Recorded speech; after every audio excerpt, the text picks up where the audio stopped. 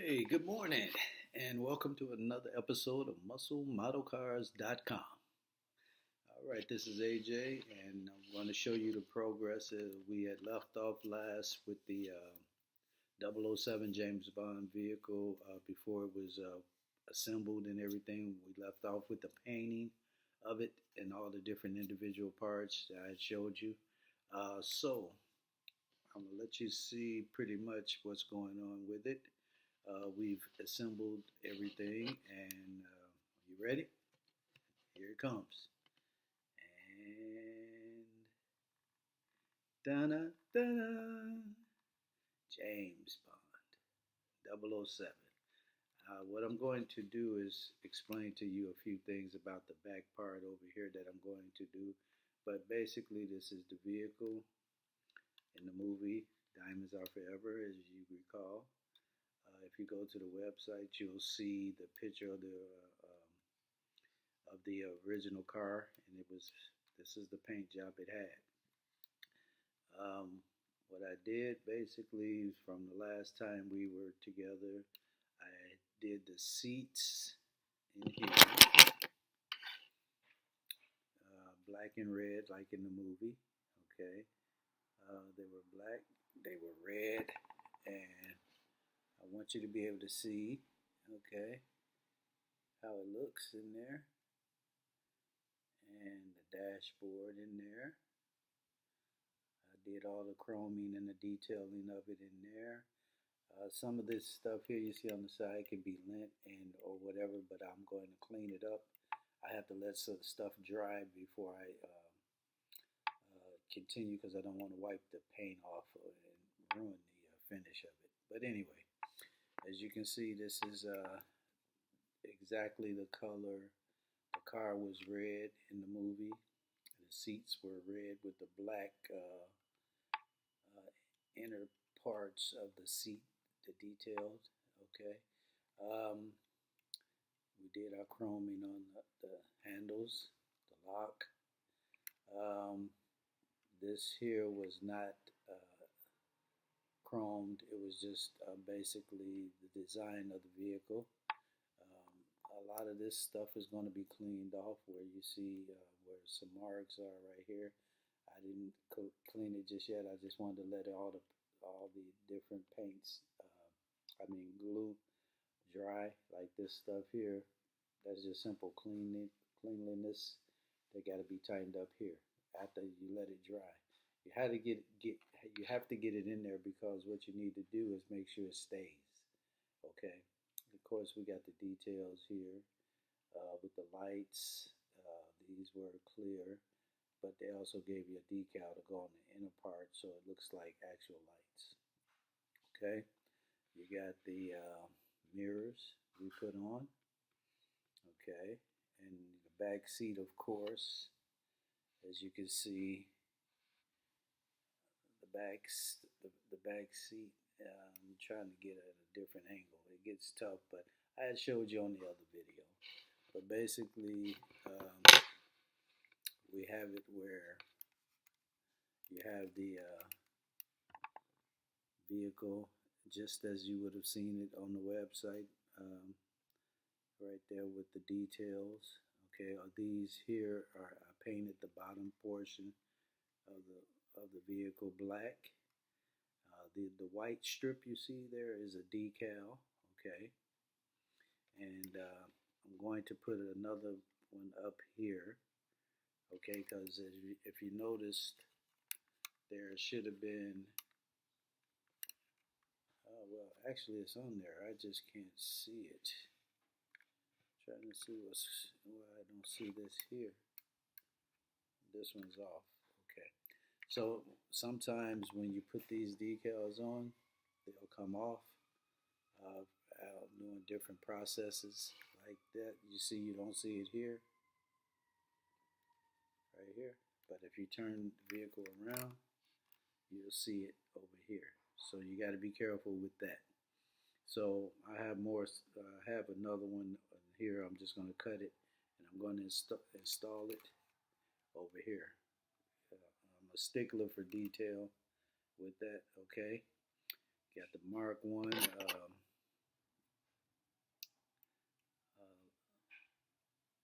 the emblem right there, decal.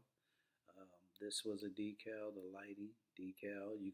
Sometimes I go with painting, depending upon the vehicle. I may want to paint it. Sometimes I got paint that color. Now I had told you about the bumper before, right here, that was kind of the boss had the chrome bumper, but the Mach 1 had the bumper where you could have the same color of body the bumper could be. Okay, that was one of the things with the Mach 1. Okay, now in the movie James Bond, all of this is going to be cleaned up because I have a spoiler. I elected to install the spoiler. Okay, and it's going to be installed the next time you see it. But we got like 90. We're at 90% with it. Okay, so basically, you got all of the details right here, the rims and everything on, and then the mirrors. Like I said, these are tough. Mirrors are tough. Sort of like my least favorite because you gotta hold it, and you can't really do them both at once because you want to get the right angle and realistic placement of it, and sometimes that can be kind of a headache. But for the most part, you got nothing but time, right? When you're doing this, don't rush. That's the number one thing. Okay, so coming to the engine compartment, as you can see, I've got the decals on here. Actually, you can see inside the vehicle, the dashboard looks to be, let's see if I can,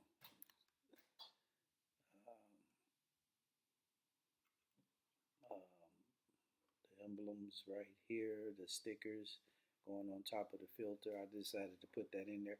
See, the thing about it is still we're going with the movie car, but also what you want to do is have a little fun with it. Okay, don't be afraid to experiment with your likes too, to kind of make it your own. So I did the steering wheel instead of black. I made it red. Okay, and then as you can see, and then on the inside of it, you got the black ribs of the steering wheel, black. Okay. Now also we have the stick shift compartment in there, and that's chromed. I want you to be able to see it right in there. And as you can see, the dashboard, the wood grain I did, probably difficult to see, but on the side of the doors, you'll see chrome where the door handles would be, and then you'll see the chrome roll down windows in there. All of this was done before the body was attached, okay? And I gave it the wood grain look on the center console and on by the stick shift, okay? And then we have also, I decided, even though this wasn't on the car in the movie, I like these rear window blinds, kind of, I call them, but it looks very cool on it, if you can see how it looks from the side. And then I'm going to put the spoiler in the movie. The Mach 1 of James Bond 007 Diamonds Are Forever did not have a spoiler, and it didn't have the rear window shades right here. So I decided to make it my own and do it. Okay, so that's just to make it simple. Now with the engine compartment, I decided to, you got your headers in there. We went with the regular filter that was on the box, the air filter. Okay, you had different options. You know, with the Cobra Jet, they had was a 429 engine on the Boss. They had that 429 Cobra Jet, and then you had the option to, but from the factory, I don't believe it came as that way. If you see the front, we got the in here you got your fan belt, you got your radiator compartment, you got the all the different things necessary for the engine to function at the proper rated uh, temperatures. Okay, here we got the grill. This was all chrome. We're gonna clean that up. This here, all this here, you have to wait till the glue dries, and then you're gonna use. I do believe what I use to remove this. If you run out, you can kind of use it. Not paint remover because that'll take your paint off, but nail polish remover, sort of like what you would use for super glue. If you got, remember when you get super glue, sometimes your fingers get stuck together, and they say use some nail polish remover. That's all you do with this here. Get some, and then just rub it on there with I call it a Q-tip. I got it in the baggie. You'll see it under there, but basically use sort of like a Q-tip or something. Just rub across there, dip it, okay, and then you can clean up the bumper and all the areas where you see there's dry glue marks, okay.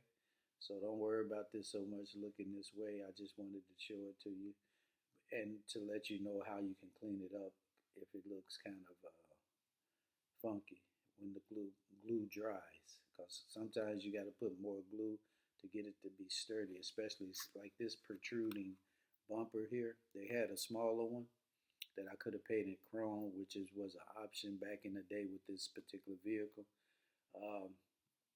But I decided to go with this because I like the look of it, and it kind of gives it a more of a race car look to it.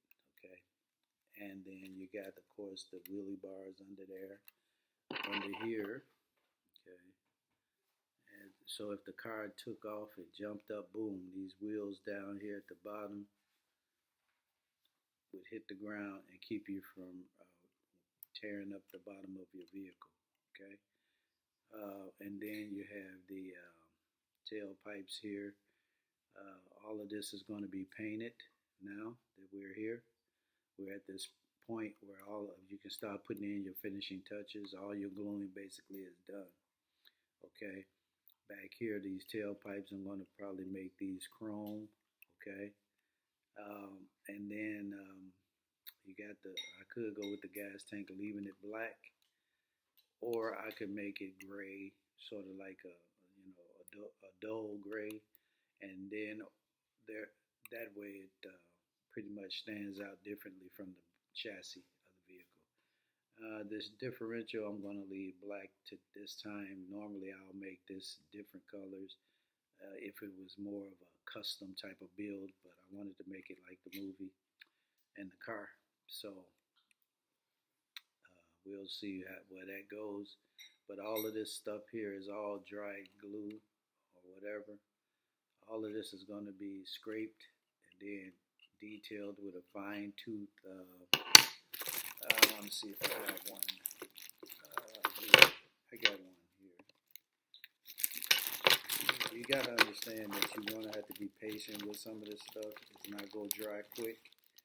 But also, you got to be meticulous about it. So this here is what I would use. You get two sides to it, available at the hobby shop. They're nothing more than like Q-tips, basically swabs. Okay, and I would use it up in here.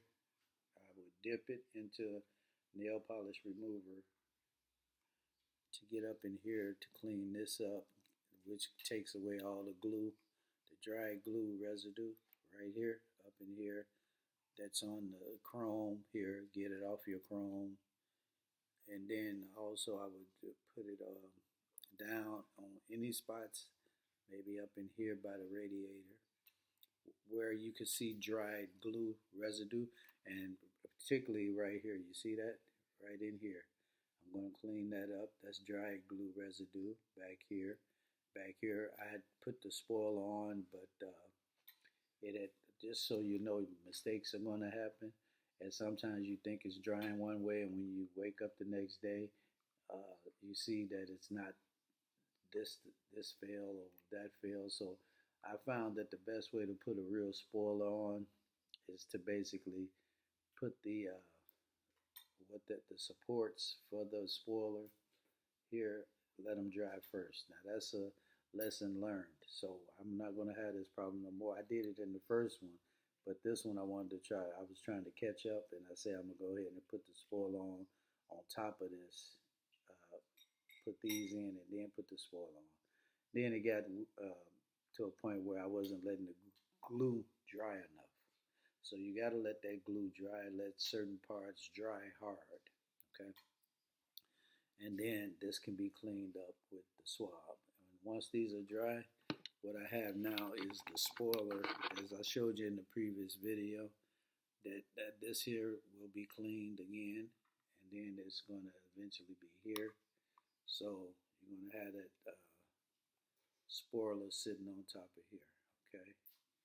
But this wasn't, again, in the movie. I don't have to have it, but I think I like it, and it gives it a nice, cooler look. What we have here is the hood right here. Try to show you how it should look. Bam, bam, bam. Nice, cool look. All of the, remember, it's up to you to clean it and make it look nice and presentable like it's in the showroom. But that's how you want it to look with everything on there. I had told you earlier about painting the vents for the airflow coming into the engine. I had to paint it black up in there. They had to be taped because you can mess it up real quick, okay? And then also I think I'm going to go ahead and make this here black. The vents right here. You okay? And then, oh my goodness, people, my wife here over choking, trying to eat cereal. Okay, or either that or she's just trying to be funny with the video.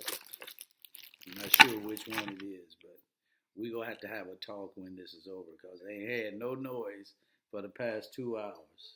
Okay, you over there laughing, but anyway.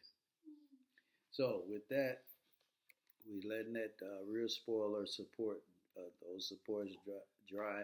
Our next thing we're gonna do is clean it up using the nail polish remover. Okay. And then you also can get little bottles of paint remover to clean up any corners or anything that's real tiny and tedious. Okay, so with that being said, this is hopefully you like it so far, and this is underneath it. This is going to be tightened up a little bit. It's going to be looking nice and neat when next time you see it. Of course, your leaf springs under here will be black. We're going to keep it black.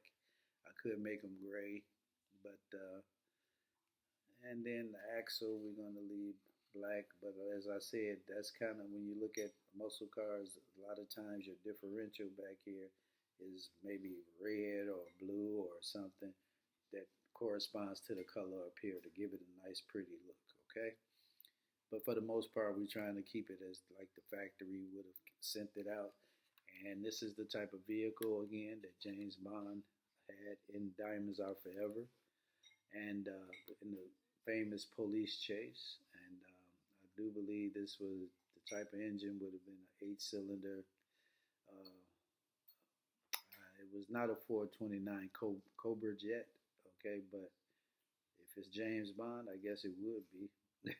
But from the factory, it didn't come that way unless it was a special request. I think it was like a 380 something V8. this here. Uh, just the fact that it's a V8 and not a liter is is good to me because I like to measure horsepower instead of the 5.0 liter like the Mustang 5.0 and all of that. That's just more of a generational thing, I guess.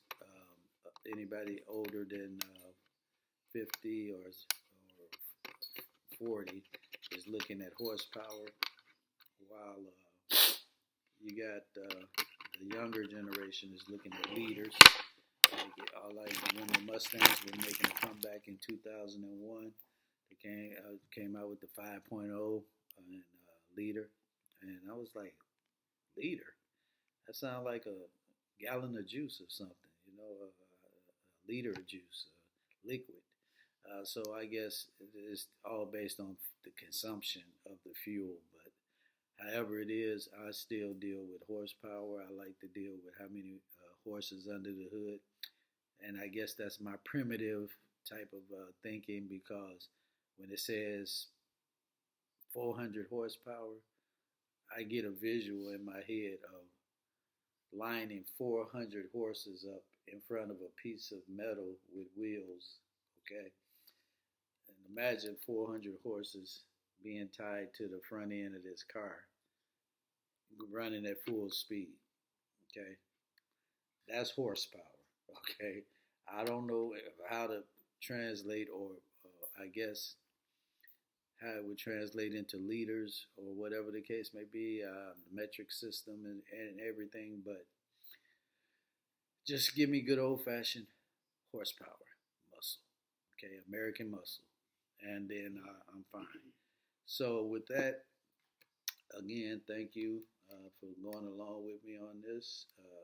I'm about 95% done. I'm going to put the rear spoiler on here, okay?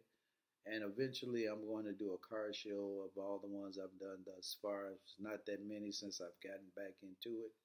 I wish I had kept the ones I had when I was 10 and 11 back in the 70s, the early 70s, late 60s. And I did find the matching car that was chasing the police car that was chasing James Bond in the movie Diamonds Are Forever. So I found that last week. I don't know if I'm going to make that. Yeah, maybe I'll keep the theme going for now, because I was going to do that other series car that came out, that 60. I think it was a 67 Chevy.